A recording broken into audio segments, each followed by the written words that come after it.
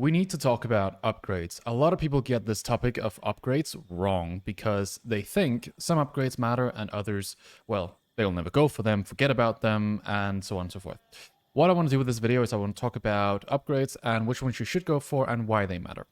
So, a lot of the times when we play, we want to go for Blacksmith upgrades, we want to go for University upgrades, we want to go for our Veterancy upgrades on our units. Those are when you upgrade your units in your buildings here. Those are your Vet upgrades, your Elite upgrades, your Hardened upgrades in Feudal. You have the different Blacksmith upgrades here, all giving you +1s, +2s, +3s, that's what we call them. First of all, upgrades themselves. When should we go for them? So, the first thing I want to kind of explain is we have the different types of units in this game. Some units, they do bonus damage, and other units don't do bonus damage. For example, if you take cavalry units, and a lot of people misunderstand horsemen versus knights. When should I go for horsemen? When should I go for knights? So if I want to deal with ranged units? Well, there are all these different things, like the type that they are. They will take bonus damage from crossbows, but they will both take the bonus damage from spears. So should I not always go for horsemen then, if I want to deal with ranged units? Well, that's a good question, and it's not something that I can give you a short answer to. But I can help you understand why it is that sometimes going for horsemen is better than going for knights. If you're dealing with a lot of archers, archers will not do bonus damage to either of these units, but the quickest way to kill them would be to go for horsemen, because they do +9 versus ranged and feudal, and they have a 9 spear damage. So they do 18 damage to archers. If the archer, of course, has any melee armor and such, that will reduce the damage taken. This is bonus damage. Now, bonus damage, the +9 here, is not affected by Blacksmith upgrades, which is why a lot of the times you'll see players like me, for example, go for spears in feudal, and then I'm facing Castellation Knights, and they're actually perfectly fine with dealing with Castellation Knights because they do 7+17 cavalry damage. Now, if I upgrade, and this is in Dark Age, by the way, in Feudal Age they actually do 20, it's 28 damage to cavalry units, which means it doesn't really take more than 8-9 spears to take out a knight. So that's bonus damage. I do not need to get +1s to deal with knights.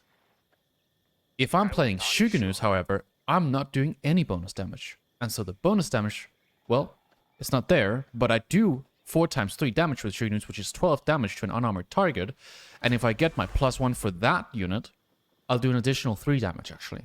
And that's, of course, unique to Shogunus because they do 3 burst attacks. But you get my point. Now I'm going from 4 to 5 damage, which is a much bigger increase than going from 28 damage on my spearmen to 29. So always go for +1s when you're doing ranged units, for example, because ranged units, they need to fire on almost everything, and they're not doing bonus damage to anything else than if you're running an archer to a spear, right? Or a camel archer to a spear, they'll do bonus damage. It's quite limited. So what we want to do is always upgrade our ranged units. And whenever we face ranged units, we always go for the +1 ranged armor. So always get your +1 ranged attack and your +1 ranged armor. The +1 melee attack and the +1 melee armor, we only really go for it if we're running mass melee versus mass melee. When would we be doing that? For example, if we've been running a lot of, let's say, Onabugeisha. We're playing Japanese, Onabugeisha versus Man-at-Arms. The Man-at-Arms already reduced the damage of the Onabugeisha by quite a lot, but getting full +2, 3, 4 on Onabugeisha versus a Man-at-Arm or an unarmored target or any target that doesn't have any melee armor makes Onabugeisha a lot better because Onabugeisha does not do bonus damage. They just have a flat attack with a long range. So in that case, when you play that unit, you always go for +1, 2, 3, 4. Whereas with ranged units, you always go for +1, 2, 3, 4, but you don't always do it with standard melee units. We want to understand that there's some units that have a counter system, and the counter damage is the bonus damage, and that damage we always kind of want to play towards.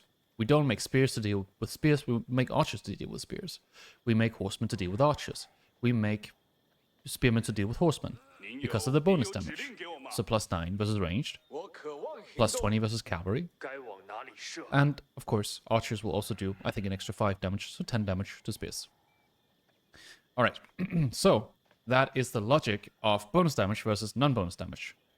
Basically, whenever I'm adding in more units of a type that doesn't do bonus damage, let's say a knight, I want to ask myself the question, is it worth it for me to get plus 1, 2, or 3 damage on that knight? Well, if you think about it, your knight does 24 damage in Castle Age.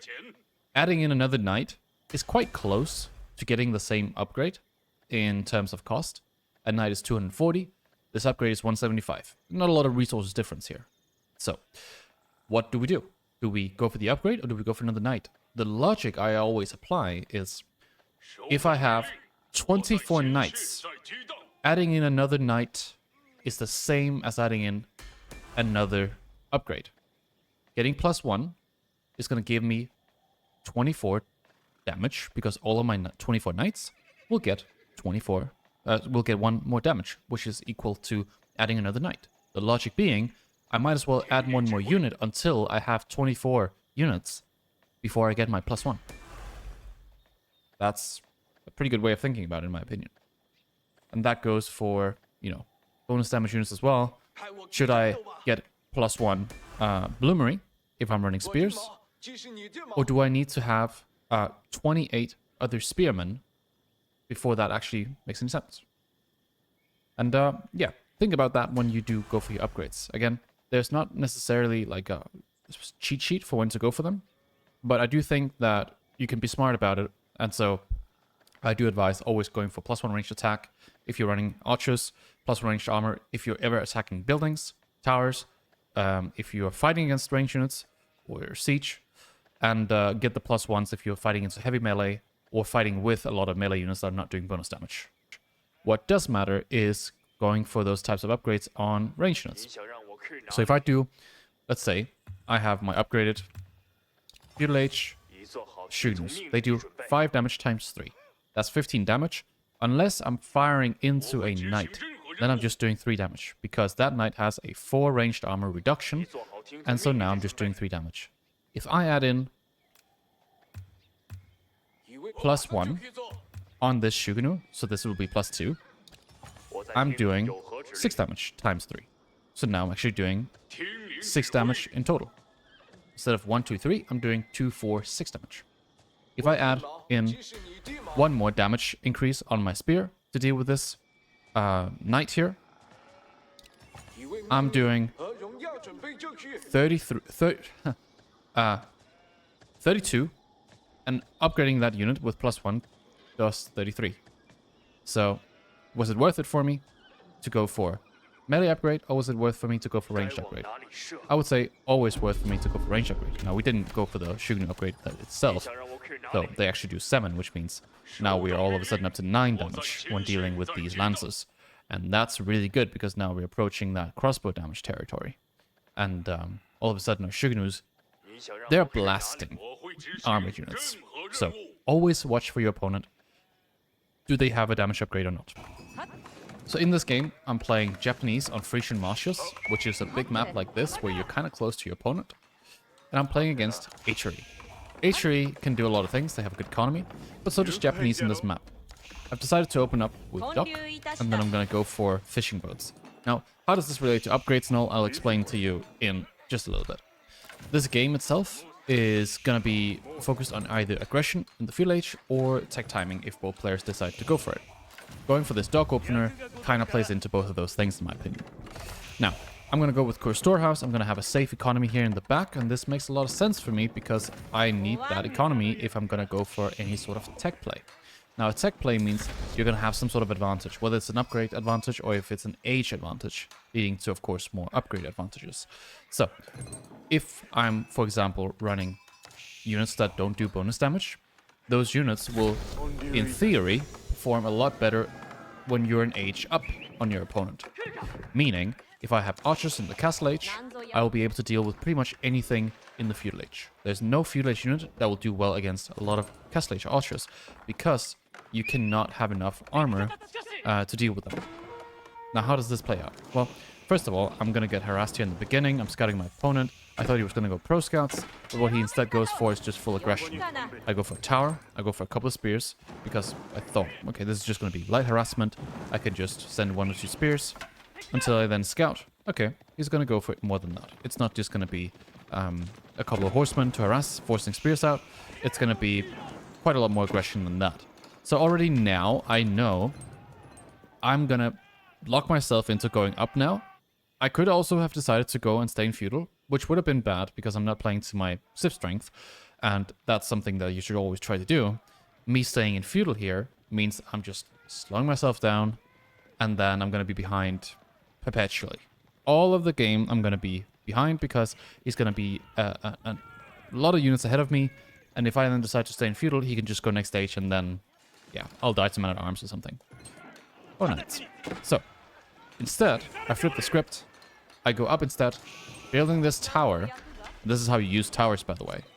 Will buy me the time. It will not defend me. He can take it down if he wants to.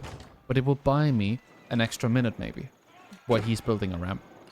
And that minute is what I need to gather enough gold for me to get the upgrade that I need on my archers that I'm going to go for in the castle age. So let's see how that pans out. He burns down my dock. There's nothing I can do here. I just try to maximize the amount of food gathered. He tries to idle here. I upgrade with the fortification upgrade. That makes it so that he has to go into a ram because the fired armor is too great. I scout the ram here in a moment. And here we go. I'm up to castle age. I just built floating gate. And now I'm building archer range. This archer range is going to make Yuumi. Now, Yuumi suck, fundamentally. When you look at their stats, they're not impressive. But when you're an age ahead, they're the strongest unit you could get.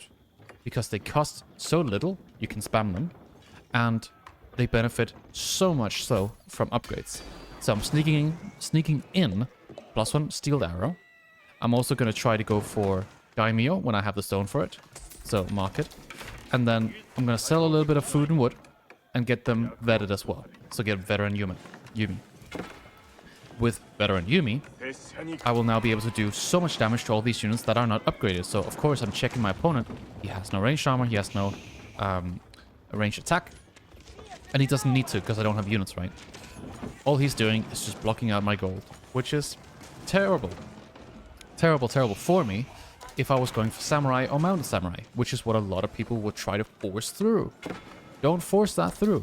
Switch into Yuumi instead, and then go into mounted samurai once you've regained your gold.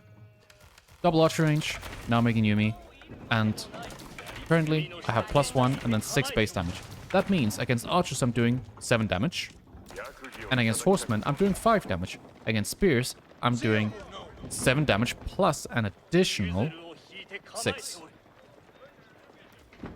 So 13.